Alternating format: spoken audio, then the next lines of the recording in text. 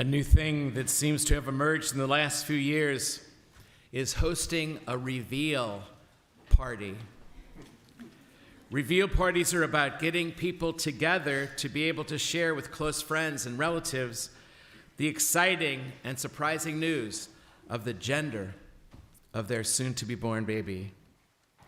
I got invited by one of our young ladies who's pregnant and will be blessed today.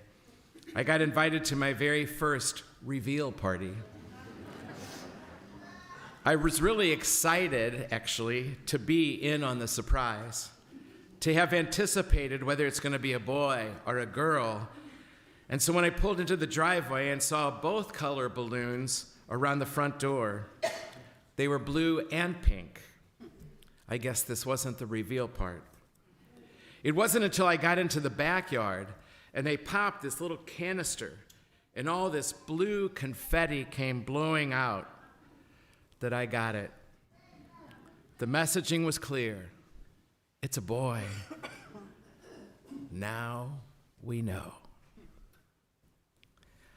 Emotions of grandparents and parents and friends and their priest varied from shock to admissions of being so wrong, to a few disappointments, to extreme gratitude, and everything in between. The look on people's faces seemed to be all over the place. Joy named the day. To reveal yourself to another human being is to share your authentic self with them, both the positive and negative aspects. These include your thoughts, sharing your inmost thoughts and beliefs, even if they are controversial, even if they're unpopular. Your feelings, expressing your emotions openly and honestly, even if they're negative or difficult. Your experiences, sharing both the good and the bad, letting someone see your weaknesses and your flaws. Your desires, expressing your hopes and dreams, even if they seem impossible. Revealing yourself to another person is an act of trust and vulnerability. It can be a scary thing to do, but it can also be incredibly rewarding. When you reveal yourself to someone, you are essentially saying, "This is who I am. Take it or leave it." This can lead to deeper connections and more meaningful relationships. It is a life task to learn how to do that, to become real to other human beings. As Christmas looms just over the horizon now, I propose to you that first Christmas was an extremely momentous, world-changing reveal party. God pulled back the veil that kept God hidden for the ages. For centuries upon centuries, people wondered about God. They debated the nature of God. They fought over whose notion of God is correct and how God works in this world. People gathered around people who thought like they did about God. And all sorts of religions popped up all over the planet as people sought other people who thought like they did about God. And many fought over who God is and how God acts. I'm a curious fellow. I can't stand not knowing the gender of an expected wee one. We second guess whether the child will be a boy or girl, nobody knowing really for sure at some points along the way. And people quoting all kinds of statistics like, if you make the baby this away,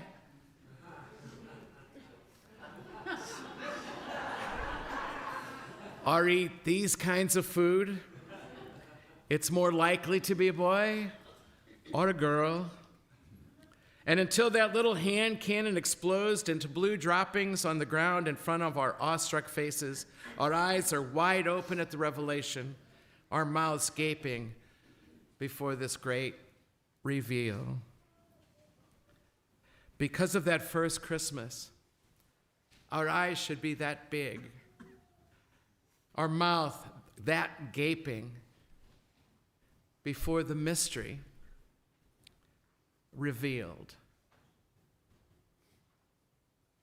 Like for God, like for those little babies, we have all kinds of crazy notions until we finally know.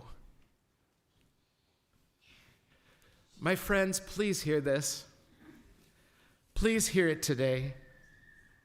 Please hear it in anticipation of the great feast. Please hear it once and for all. Christmas is the great reveal of God to the world. The mystery behind all mysteries has finally come to be expressed for all peoples in a life that began as a little infant, ever emerging, ever ripening, beautiful to behold, so innocent in love, noble, mesmerizing, exciting. The mystery before all mysteries was finally revealed, the veil pulled back, and now we know. Now we know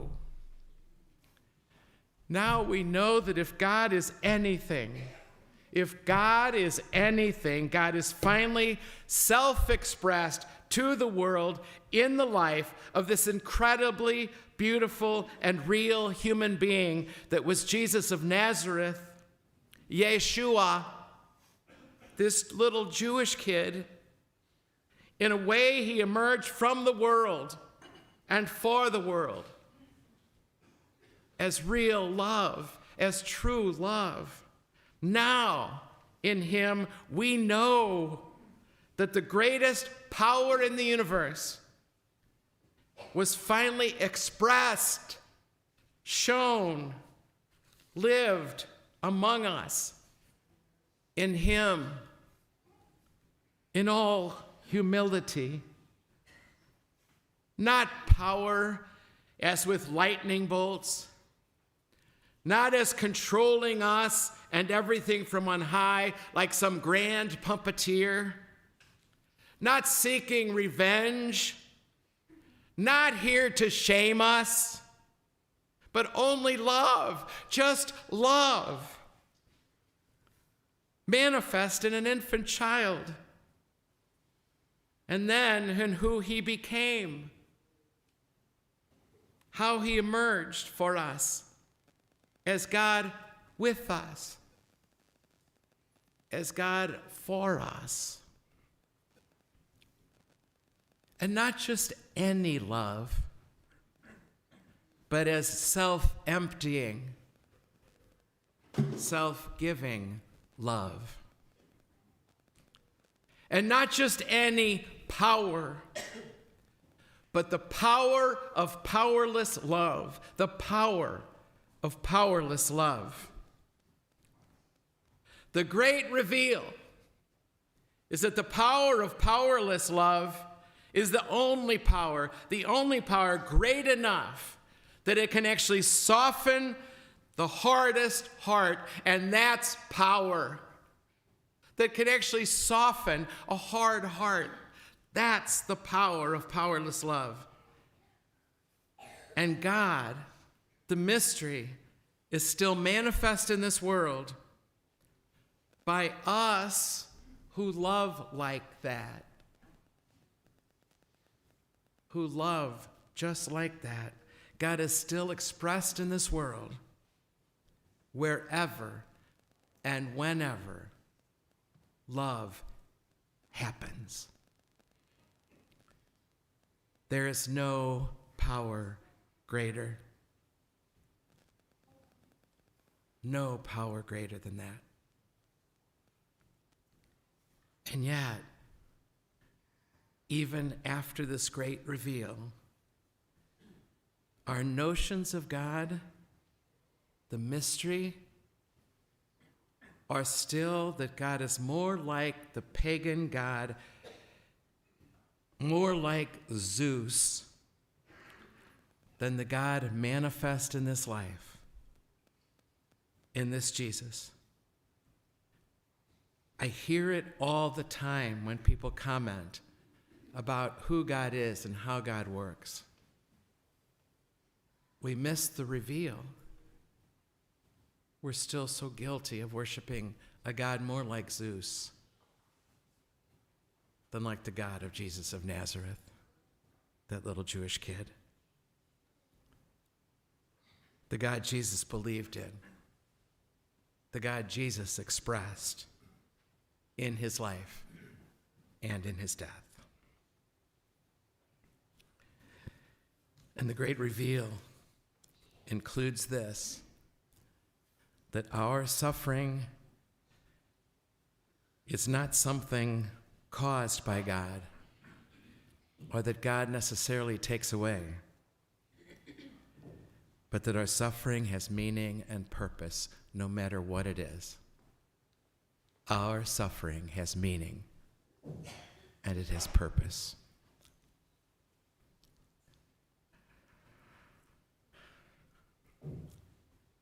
With that first Christmas, the debates about God are over.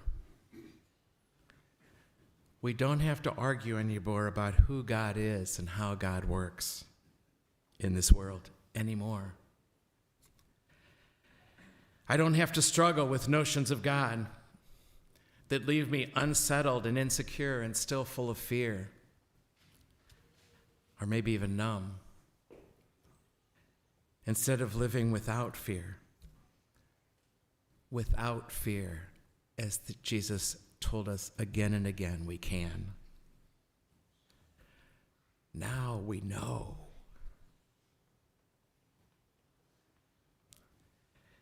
With that first Christmas, we have all been to God's own reveal party.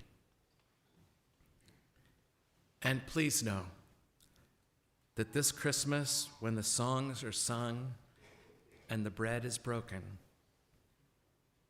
you are celebrating yet again God's great reveal. The mystery we call God is finally expressed. Now we know.